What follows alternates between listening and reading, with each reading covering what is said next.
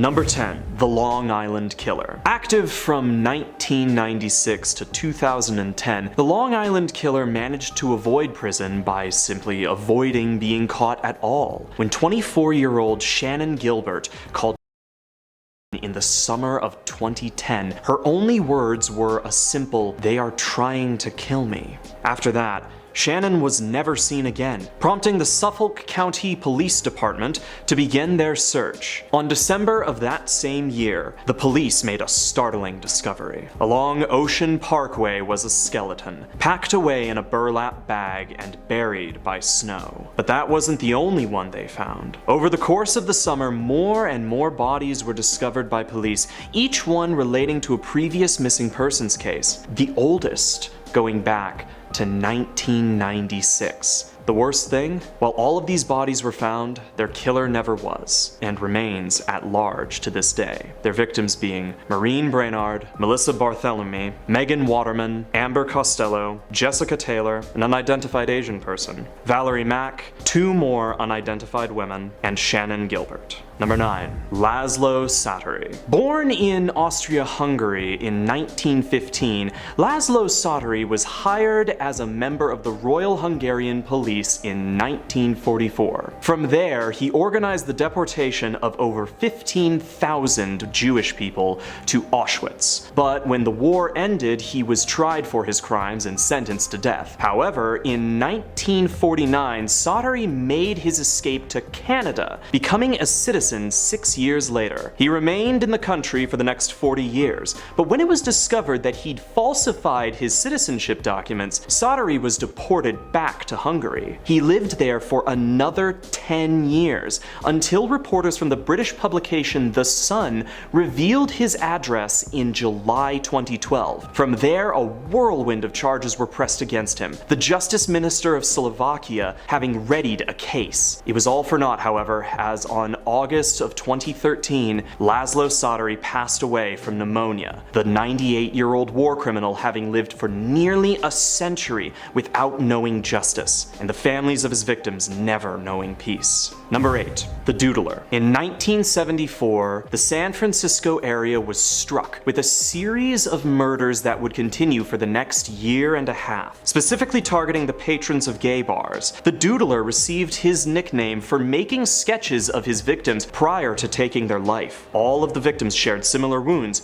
but not all of them did actually pass on. Several victims survived the attempts on their lives, but most of them refused to testify for fear of outing themselves due to the widespread homophobia of the time. As a result, Gerald Kavanaugh, Joseph Stevens, Klaus Christman, Warren Andrews, Frederick Kappen, and Harold Goldberg may never know peace. The case remains open to this day, with police having recently begun to use modern technology in an attempt to locate the Doodler. 7. Daji. Also known as Su Daji, this woman was the favored concubine of King Zhou of the Shang dynasty. Born in 1076 BC, Daji was born to the household of Yosu, which was captured by the Zhou and Daji taken as a trophy. With his love for her, Zhou went out of his way to do whatever he could to please his new mistress. As her time in the palace went on, Daji's requests became more depraved and violent. She began experimenting on the population, inventing new and increasingly brutal ways of executing her victims to sate her curiosity. Daji was executed by her lover's successor, King Wu of Zhou, later being used as the reason why King Wu took over the kingdom in the first place. Number 6. The Babysitter. From the time span of February 1976 to March of 1977,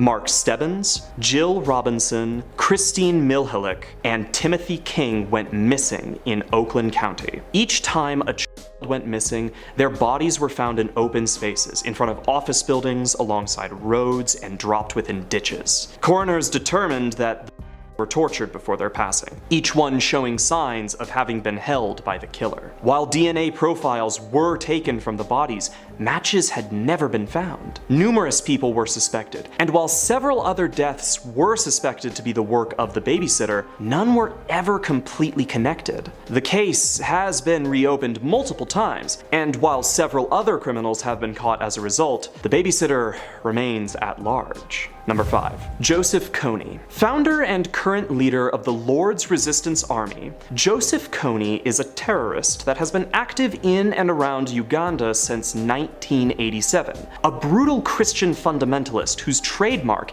has been his employment of child soldiers. Kony's victims range in the hundreds of thousands, though the exact number has never been confirmed, and his methods of indicting new soldiers is even more disturbing. A number of movements have been started with the end goal of capturing Joseph Kony, including Kony 2012, a massive online activist movement led by filmmaker Jason Russell. The United Nations and Ugandan government have also tried numerous operations to take down Kony. None have proven successful. However, according to recent reports, his forces have dwindled down from thousands to mere hundreds. And while he hasn't been captured yet, experts presume that it could happen any day. Number 4. Suharto. On the 1st of October, an organization of Indonesian revolutionaries assassinated 8 generals in an attempted coup d'etat. The Indonesian government's response to this was to immediately blame the Communist Party of Indonesia, better known as PKI. The leader of this movement was Suharto, who proceeded to kill anyone with even a passing association with PKI. These killings were supported by a number of Western powers, including the US. Starting in Jakarta, this purge swept across the country,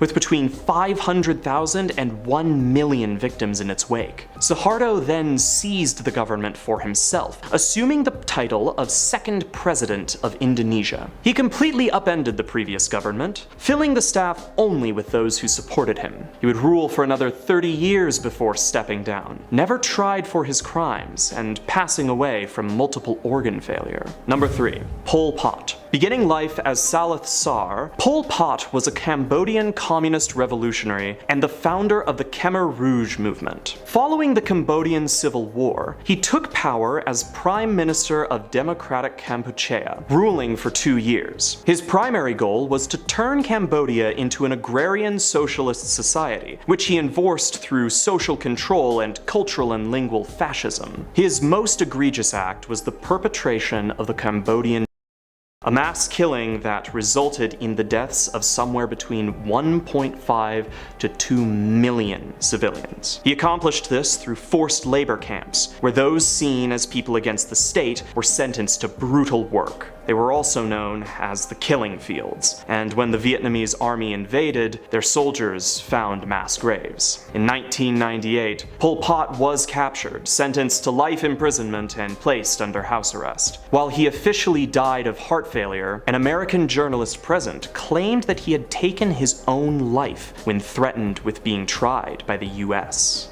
Number 2. Jack the Ripper. This list wouldn't be complete without the famed Ripper. Active from 1888 to 1891, Jack the Ripper was responsible for the passing of a number of women in the Whitechapel area of London. The actual body count is strongly debated, as the original 7 victims were part of the Whitechapel killings, but whether or not the Ripper was responsible for those is unknown. 5 victims have been confirmed to have been his work: Marianne Nichols, Annie Chapman, Elizabeth Stride, Catherine Edders, and Mary Jane Kelly. There were several other victims after these: Rose Milett, Alice Mackenzie, the Pinchin Street Torso, and Frances Coles, though their relation to the Ripper is also unconfirmed. Other killings could have been attributed to the case, but due to its high-profile nature, the police had to suspect that copycats may have come into play. In the end, Jack was never found, and his victims' families never saw justice. Despite this, Jack the Ripper has been immortalized in countless fictional settings and media, which may have been what he wanted in the first place. It may seem easy to place this man at the top of the list, but in a day and age where his ideas are beginning to spread through the Western political landscape again, it must be stated with absolute certainty that this man was utterly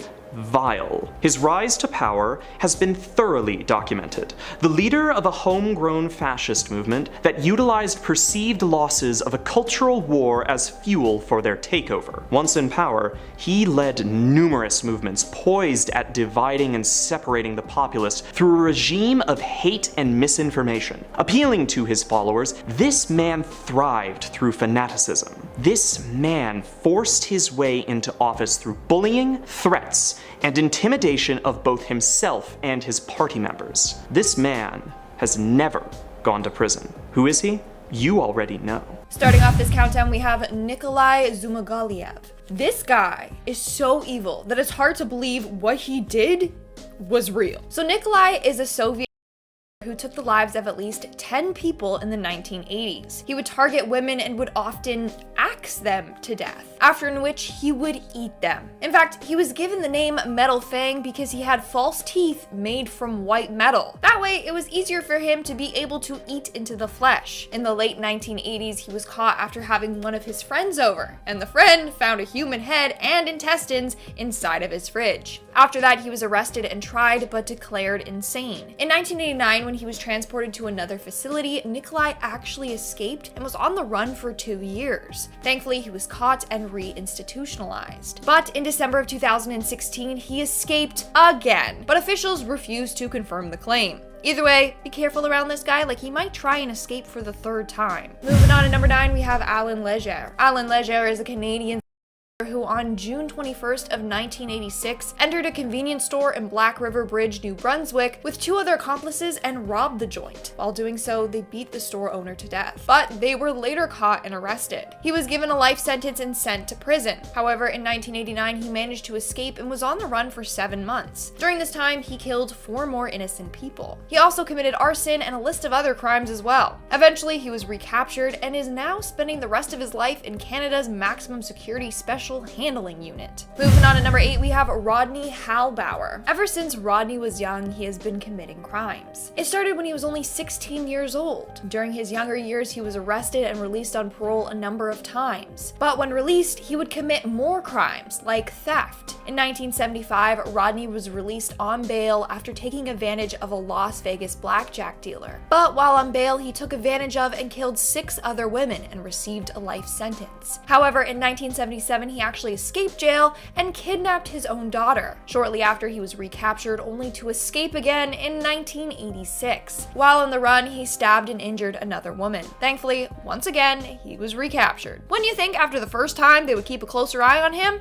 I guess not. In our 7th spot, we have Thomas Silverstein. Now, this dude is said to be one of the most dangerous prisoners of all time, and the most violent prisoner in America. He was first jailed in 1978 for armed robbery. While in jail, he killed a prison officer and 2 inmates. He also was the leader for the Aryan Brotherhood prison gang for quite some time. This prison gang is the largest and deadliest prison gang in the US, with an estimated 20,000 members inside the prison and on the streets. Because of how many people he killed and injured in prison, Silverstein got transferred to a federal prison in Atlanta. There, he was confined in a 6-by-7-foot cell. He was under 24-hour surveillance. In fact, the lights in his cell were never turned off so that they could always watch him. Silverstein eventually died in prison at the age of 67. In our 6th spot today, we have Victor Figueroa. On February 6, 1997, Victor Figueroa managed to escape Maroa Shock Incarceration Facility in Mineville, New York. Victor had been serving a 1 to 4 year sentence for drug possession, but decided to take his chances and flee. When authorities noticed that he was missing, they searched the area, but all the leads ran cold. He has not been seen or heard from since. In fact, he's the only New York State prison inmate to escape and never be found. Either he's still out there or he died while trying to escape. Either way, it's a bit scary thinking that he could potentially still be out there. We are now at our 5th and halfway mark with James Eddie Diggs. To the public, James Eddie Diggs seemed like a top-notch citizen. He seemed to be a great family man with a happy wife and 2 young sons. However, in the morning of May 26, 1949, he shot and killed his wife and kids before disappearing forever. Police did manage to find him a week later, but he managed to escape the officer by and killing him. He since fled into the woods and hasn't been caught since. In fact, he was one of the FBI's 10 most wanted fugitives for the longest time, but he was eventually removed from the list in 1961 and is said to be dead by now. In our fourth spot, we have Robert Maudsley. Robert Maudsley is considered Britain's most dangerous prisoner, and you're about to find out why. In 1974, Maudsley was arrested for taking advantage of young individuals, but during his trial, he was found unfit and was sent to Broadmoor Hospital instead of a prison. While there, Maudsley and another patient locked themselves in a cell with another patient and held him hostage. While there, they over a period of 9 hours. After this incident, he was convicted of manslaughter and was sent to Wakefield Prison. And there, he killed 3 inmates, after which he got placed in solitary confinement and spends his life in a glass cell underneath Wakefield Jail. In our third spot, we have George Edward Wright. In 1962, George Edward Wright was convicted for and was sentenced to up to 30 years in prison. Wright and 3 other men went on a spree of armed robbery, one in which they shot a man and took off with his money, which was only $70, so was it really worth it? Anyways, they were caught and put into jail. But then in 1970, Wright managed to escape from a prison in New Jersey. He was caught and locked up once again, only to escape once more in 1972. This time, he made sure he was never going to be caught again. So he came up with a plan. This plan involved hijacking a Delta Airlines flight and collecting ransom for the release of the passengers. Upon doing so, they flew the plane to Portugal. In 2011, the police caught up with him in Portugal, but since Portugal has no extradition treaty with the United States, Wright was released. He remains a fugitive to this day. Coming in at number 2, we have Eric Rudolph. In 1996, Eric Rudolph bombed Atlanta's Centennial Olympic Park during the Summer Games. As a result, 2 individuals were killed and over 100 were injured. But that was just the beginning of his deadly. He pulled off 3 more, injuring hundreds more. For 5 years, the police were on a hunt for Eric. At one point, he was one of the top 10 fugitives on the FBI's list. It wasn't until 2003 that Eric got arrested. Turns out that he was hiding in the mountains for 5 years. Being a skilled outdoorsman, this helped him greatly. When he was caught, he pled guilty to all 4 and was given 4 life sentences without the possibility of parole. He's now spending the rest of his life in the super prison in Florence, Colorado. And in our number 1 spot today, we have Santiago Maduros. In 2010, Santiago fired into a random person's car because one of the passengers was wearing the wrong color jacket. The victim had no ties to any gang. He was just an innocent person riding in his sister's car. He was severely injured and his sister was unfortunately killed. A couple weeks later, Santiago and some of his friends were robbing a car. And when a group of men tried to stop them, he shot at them as well. He killed a random person that was just at the wrong place at the wrong time. From there, he was on the run for about a decade. He was finally caught in 2020 in Mexico. Starting off our list in our number 10 spot, we have Vicky Don Jackson. Vicky was a woman who worked as a nurse for a number of years. She first got her nursing license in 1989, but it wasn't until the 2000s when things took a seriously dark turn. Between December of 2000 and February of 2001, the hospital that Vicky was working for recorded a number of deaths that was unusual. It was a higher amount. Most of these patients were in the age range of 60 to 100 years old, and of course people just chalked this up to the advanced age of most of these patients, but a rumor began to spread that someone just might be responsible. After this, the hospital's administrator noticed that a vial of a drug called Mivacron had gone missing. You might see where I'm going with this. As it turns out, the person responsible was Nurse Vicky, and she had at least 10 patients whose lives she took by giving them too much of this missing drug. It was a muscle relaxant. Take in that this is 10 people between December and February. That is an unbelievable amount of people in a remarkably short amount of time. You might be wondering why she took these lives, and apparently she did it when she found these people rude, or quote, too demanding. In our number 9 spot today, we have Daniel Perez. Also known as Lou Castro, Daniel led a cult that was located on a 20-acre property in a rural area just north of Wichita. He convinced his followers that he had magical powers, and he told them all that he was a centuries-old angel who needed to commit some horrific crimes in order to stay alive. These crimes would have certainly been more than enough to throw him on this list, but he of course couldn't just stop at committing one type of crime. He had to make sure he really stole the show on just being the worst. Basically, he had the really clever idea to use his followers' life insurance policies to live a lavish lifestyle, like as if no one would think that's weird or suspicious. While some of these life insurance policies were collected through regular means, of course that kind of greed only leads to evil things, which of course means that he ended up taking one of his followers' lives so that he could collect the cash. It is thought that he also contributed to the deaths of some of the other people's life insurance policies he cashed in on, but unfortunately there was never any evidence that would be able to substantiate that claim. Despite this, however, on April 21st, 2010, authorities were able to arrest Daniel, and he was charged with 28 felonies. In February of 2015, he was convicted on all counts and received a sentence of 80 years in jail, where he remains. In our number 8 spot today, we have Chester Turner. Chester is an American serial killer who, on April 30th, 2007, was convicted of taking the lives of 11 women in the Los Angeles area, and on June 19th, 2014, he was convicted of 4 more that they were able to tie back to him. He has been referred to by prosecutors as one of the most prolific serial killers in the city's history, and if you know Los Angeles' history, that says a lot. In his original trial that led to his conviction, Chester was sentenced to death, but at the following one in 2014, he also received an additional death sentence. In the end, like with a lot of these kinds of stories, DNA came to save the day and help authorities find out who was committing these horrible, horrible crimes. In our number 7 spot today, we have Michael Bear Carson and Susan Carson. This couple is not one that anyone would want to encounter. The stories of these two come from the 80s. They were married, and on the outside they appeared like just a couple of harmless hippies.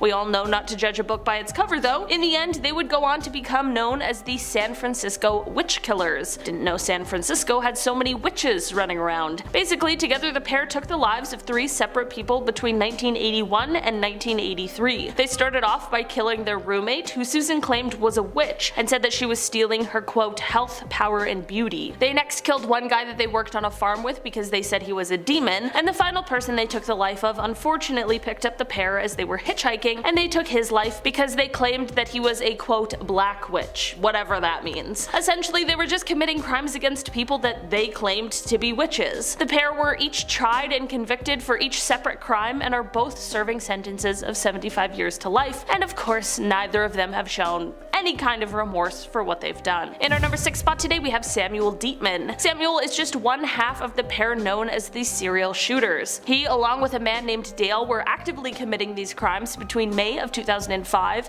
and August of 2006, and basically they were arsonists who would randomly set fire to objects, but they would also drive around and commit random acts of violence, taking people's lives. In the end, a series of tips is what led investigators to identify the perpetrators of these horrible crimes, in particular one from a friend of Samuel who explained that Sam had actually confessed to some of the killings one night while drinking. In Dale's trial, he was sentenced to death 6 times, and his brother, who was later found out to have assisted in some of the crimes, was sentenced to 25 years. Samuel was sentenced to life in prison without the possibility of parole. Dale ended up taking his own life while on death row, which is why this point mainly focuses on Samuel, who remains in prison. In our number 5 spot today, we have Keith Hunter Jesperson, also known as the Happy Face Killer. After the body of his first victim was found, Keith had someone else actually claim to be responsible for his crime. You would think that this would have been his ideal scenario, but that was not the case. He wanted to be known for his crimes. So, to help himself get media attention, he drew a smiley face on a bathroom wall hundreds of miles away from his crime scene, and here he left an anonymous letter where he confessed to the crime and provided proof. He didn't end up receiving a reply, so he decided to write more letters to the media and to the authorities, each signed with a smiley face. In the end, Keith was initially caught after he became the prime suspect in the death of his girlfriend at the time. Previously, his victims had been people that he had no connection to, so this was truly the mistake the authorities needed to catch him. Keith then admitted to his crimes, and while he has formally been linked to 8 deaths, he has confessed to somewhere around 185. Keith was tried and sentenced to life without parole for his heinous crimes, and he remains in prison at Oregon State Penitentiary. In our number 4 spot today, we have Quincy Allen. Quincy Allen is a man who went on a crime spree between July and August of 2002, where he took the lives of 4 people. His crime spree was actually inspired while he was in prison serving time for stealing a vehicle. It was here that a fellow inmate decided to start recruiting others and told him that he could get him a job as a mafia hitman, and this is all that Quincy needed to be inspired. As soon as he was out of prison, he began practicing for his new, upcoming career. Quincy started off his horrific crime spree on July 7th, 2002 by attacking a 51-year-old homeless man who was sleeping at the time. Luckily, this man was able to survive this attack. His crimes continued until he was arrested on August 14th, 14, 2002. After his arrest and trial, Quincy received a sentence of death and is still on death row awaiting execution. His sentencing did not deter him from the criminal life, however, as in 2009, Quincy, along with another inmate, planned an attack on a correctional officer at the prison they both reside at. In the end, the guards had to use rubber bullets to subdue the pair. Quincy was intended to be executed on January 8, 2010, but there was a stay of execution that was accepted, and as of July 26, 2022, Quincy's death sentence was overturned. In our number 3 spot today, we have David Berkowitz. David Berkowitz, or the Son of Sam, is an American serial killer who terrorized New York from July of 1976 to July of 1977. He took the lives of 6 people and wounded 7 others, all while eluding the biggest manhunt in New York City history. He was one of those really arrogant ones who leaves the little notes for police promising to do it again, kind of like taunting them. Well, his arrogant self was caught for his crimes and he was arrested on August 10th, 1977, and he was indicted. He confessed to all of his crimes and claimed that he was just obeying the orders of a demon that had manifested itself in the form of a dog that belonged to his neighbor. Okay. Sure. He was found mentally competent to stand trial, and he pleaded guilty to his crimes, which left him sentenced to 6 consecutive life sentences. He later admitted to making up the dog story, which we know, but he did say that instead he was a member of a violent satanic cult and his crimes were committed as a part of that. These claims were investigated, but no one has ever been able to confirm or deny these claims. In our number 2 spot today, we have Sean Great. Sean is a serial killer who committed a series of crimes from 2006 until he was apprehended in 2016. Throughout his decade of criminal activity, it is thought that he took the lives of at least 5 people. In September 2016, Sean was arrested and later indicted for 2 killings, as well as kidnapping and harming a woman whose 911 call actually led to his arrest. At the same time, in another county next door, he was also being charged with 2 other deaths, as well as another one from all the way back in 2006. This final count from all of those years ago was actually an unsolved Jane Doe case who had been unidentified for 12 years. When Sean confessed to this crime, he wasn't even sure who she was, he just said that he believed her name was Dana. On May 7th, 2018, Sean was convicted on 2 of the counts, and on March 1st, 2019, he pleaded guilty to 2 of the others, and on September 11th, 2019, he pleaded guilty to an additional count. In the end, he was sentenced to death and has remained on death row since that final plea and sentencing, and he is currently scheduled to be executed in 2025. In a very bittersweet turn of events, in June of 2019, that Jane Doe victim was finally able to be identified through the DNA Doe Project, and she was identified as 23-year-old Dana Nicole Lowry from Minden, Louisiana. It definitely can't bring her back, but there is a lot of comfort in knowing that her family finally received some answers. In our number 1 spot today, we have Glenn Stewart Godwin. In 1980, Glenn was working in California and wasn't really living a life of crime, so it's pretty surprising that in this year, he and his roommate decided to make a plan to rob someone they knew who was once a friend of theirs. Of course, things go awry and it turns into a botched robbery, and Glenn ends up taking the life of the person they were robbing. They then tried to blow up the crime scene to get rid of any evidence, but of course that didn't work and also just made them look even more insane. Both Glenn and his roommate were both tried and convicted for the crimes in 1983. This is not where the story ends. In 1987, Glenn tried to escape prison and failed, and this landed him at a higher security prison. At this new prison, he attempted escape again, and this time, he was actually successful. He fled to Mexico, where he tried, unsuccessfully, to be a part of the illegal drug trade. He was arrested again and sentenced in Mexico, and this is when American authorities began the process of getting him extradited. During this process, Glenn decided that it would be a brilliant idea to take the life of an inmate who was a member of the Mexican drug cartel, which very obviously slowed the process of extradition. This gave him time to plan another escape, which he did in 1991. And since then, he's been on the run. Starting off in our number 10 spot, we have Kenneth Bianchi. The hillside, which was later found out to be a pair of cousins working together, were Kenneth Bianchi and Angelo Buono Jr. The 2 were charged and convicted for harming and taking the lives of 10 separate women together, with Kenneth taking the lives of 2 others on his own. After an extremely intensive investigation and the arrest of the 2, Kenneth began trying to set up an insanity defense. He claimed dissociative identity disorder. He blamed his alter ego Steve for the horrific multitude of crimes. Luckily, however, However, a court psychologist, Dr. Martin Orne, observed him and his behavior and found that his claims were untrue. After being presented with this finding, Kenneth agreed to plead guilty and testify against his cousin in exchange for leniency on his sentence. He still ended up being sentenced to life in prison, while his cousin got a sentence of life in prison without parole. While Angelo had a heart attack and passed in 2002, Kenneth still remains in prison. In our number 9 spot today, we have Warren Jeffs. Warren Jeffs is the president of the Fundamentalist Church of Jesus Christ and the Latter-day Saints, and is also serving a life plus 20-year sentence, which is exactly where he should be.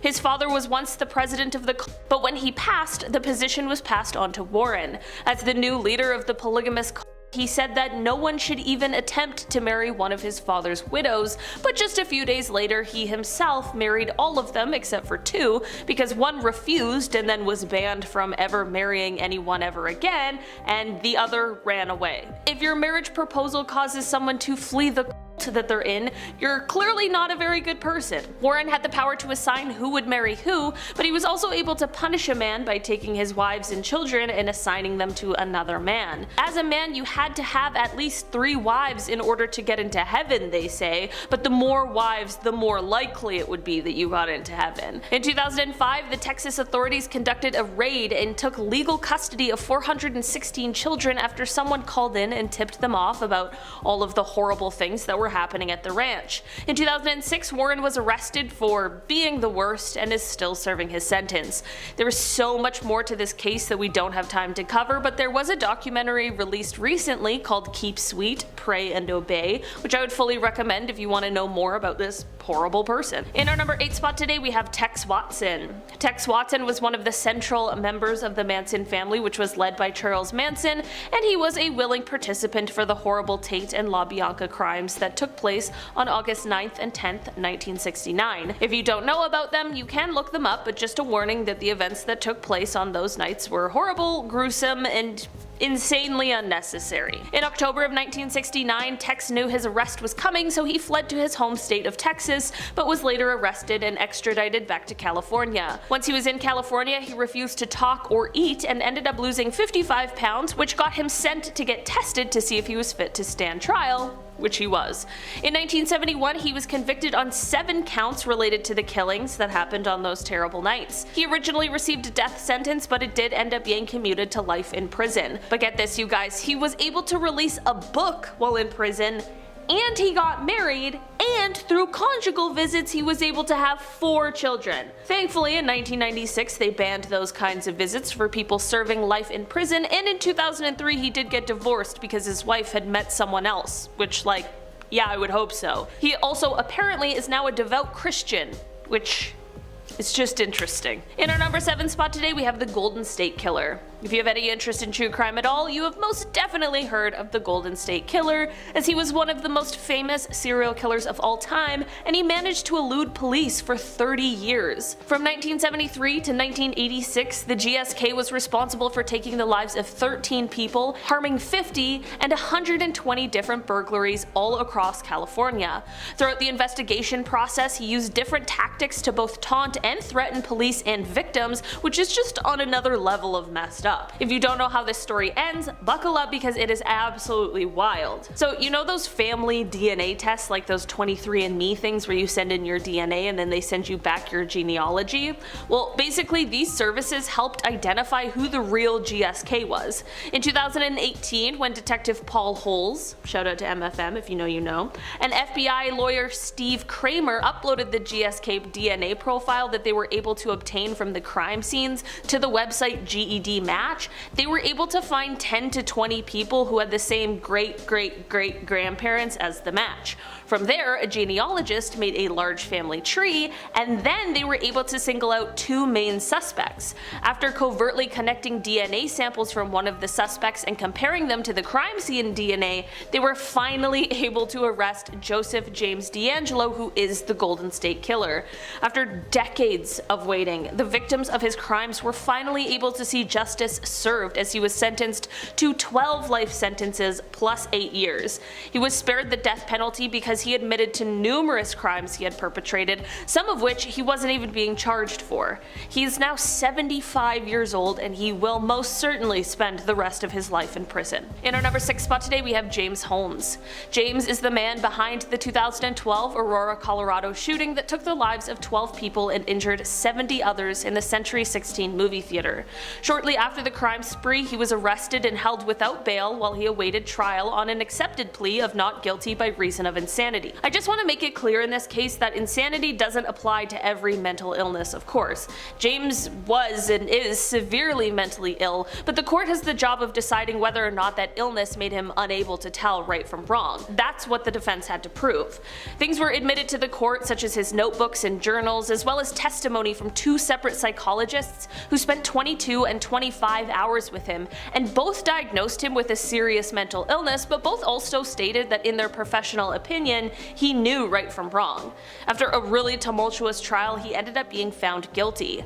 The jury could have given him a death sentence, but on account of his illness, they decided that that would be inappropriate, so in the end instead he was sentenced to 12 life sentences without parole and in an additional 3,318 years. In our number 5 spot today, we have Charles Ng.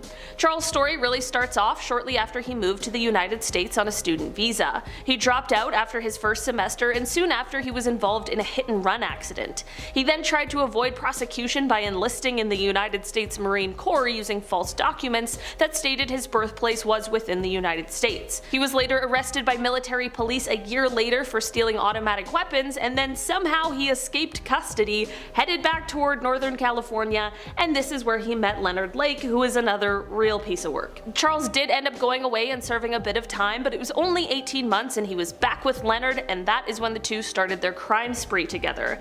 It is believed that together the pair took the lives of somewhere from 11 to 25 different people. When Leonard was caught and brought in for questioning, he sneakily took a cyanide pill he had hidden in his jacket and took his own life, but Charles ended up standing trial. He was convicted for 11 of the killings, and he remains on death row at San Quentin. In our number 4 spot today, we have Paul Bernardo and Karla Homolka. This is a double whammy because unfortunately both of these people are still alive, but at least one of them, Paul, is still in jail. This horrible pair are often referred to as the Ken and Barbie killers, and while Paul started off living a life of crime, he quickly brought Karla into it as well after their meeting. That is not to say she is not just as guilty as him, however, because they are both fully responsible for their own actions. While Paul was arrested for a multitude of crimes, the pair were arrested and convicted of taking the lives of 3 separate people, one of them being Karla's own sister. See what I mean about them both being responsible for their own crimes? They both suck. The investigation into the crimes proved to be quite difficult, with authorities having plenty of hoops to jump through, and this is why a plea deal was created for Karla. She had 1 week to accept or decline the deal, which would give her a sentence of 12 years for her full cooperation. She accepted.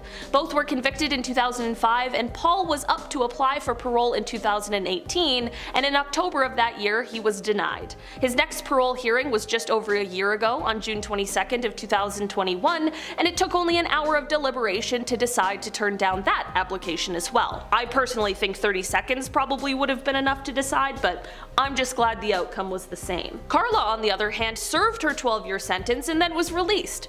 Like, years ago.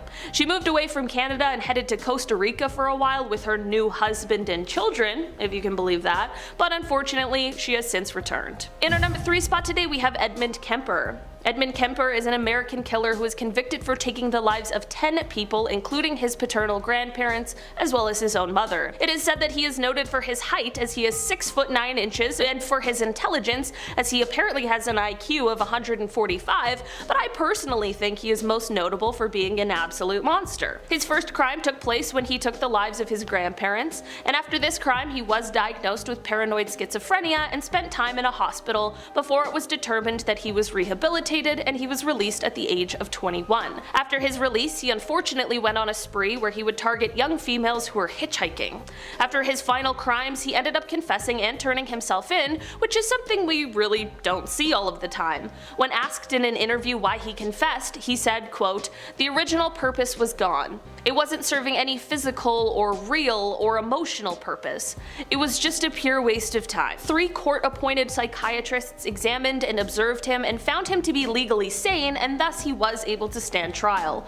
On November 8, 1973, the jury deliberated for just 5 hours before returning with a verdict of guilty. He has been eligible for parole since 1979 and has been denied every time he applied, one time saying, quote, "Society is not ready in any shape or form for me. I can't fault them for that." He is eligible to apply for parole again next in 2024. In our number 2 spot today, we have Stephen Griffiths. This is a person who is said to have idolized the Yorkshire Ripper, so I'm sure what comes next will be no surprise. Stephen was a PhD student who wanted to achieve fame, but through the most sinister way possible. Between June 2009 and May of 2010, he would go on to take the lives of 3 separate women. His criminal history was also extremely concerning, as years ago he had been arrested due to an unprovoked attack on a grocery store manager, and it is said that he previously stated that he saw himself becoming a serial killer. Shortly after he was arrested for his crimes, CCTV footage emerged that shows him celebrating after taking the life of his final victim. The footage showed him holding up a crossbow and giving the finger directly to the camera. It is said that Stephen pled guilty to his crimes once caught, not because he was remorseful, but because he wanted to receive the recognition for them. In our number 1 spot today, we have Joanna Denny. This is a person responsible for a series of killings and attacks that took place in March 2013. Joanna is a very cold and heartless person and has, on many occasions, been said to laugh at her crimes and the lives she took, even still behind bars. After the first of her crimes, authorities launched a manhunt for her, and they used CCTV footage to help track her down. She was finally caught after attacking 2 dog walkers who, thanks to immediate medical intervention, were able to survive. There are many things about this story that make it exceptionally chilling, and it seems as though most people Joanna encounters are left with quite an impression of what a horrible person she is. On the day she was sentenced, it is reported that the judge, Mr. Justice Spencer, said, quote, "Although you pleaded guilty, you've made it clear you have no remorse." He went on to say, quote, "You are a cruel, calculating, selfish, and manipulative serial killer." After this, he sentenced her to a whole life order, or life in prison without parole, and it is said that she smiled and laughed at this. Since her time in prison, she is said to have planned escape attempts that involved the killing of a prison guard and other terrifying ideas.